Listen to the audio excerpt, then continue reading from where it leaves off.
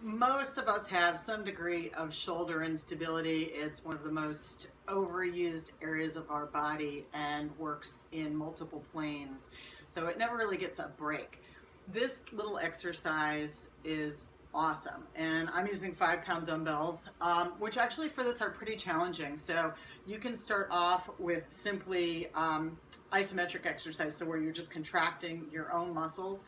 And you're gonna actually raise your arms at a diagonal.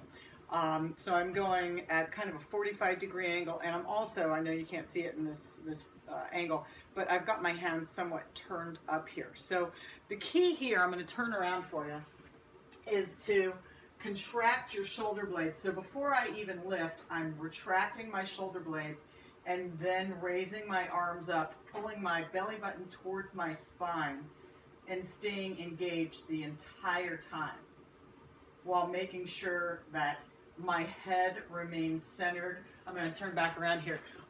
Really important that, my head's not going forward, so everything stays in alignment. Belly button's drawn in, head is stacked over my shoulders.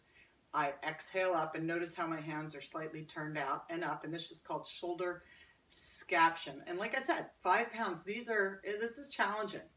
So try this with no weight, and then 1 pound, 2 pounds, 3 pounds, up to 5 pounds or whatever works for you. And make sure that you're retracting your shoulders first. That's the key. Otherwise, it's not going to be nearly as effective. And you can even do this standing or sitting against a wall, which forces you to keep the back of your shoulders in contact with the wall, so you can't cheat at all. So if you have shoulder pain, shoulder instability, rotator cuff injury, recovering from any type of shoulder surgery or breast cancer surgery that affects range of motion and strength in your shoulder joint, fantastic exercise to add to your regime.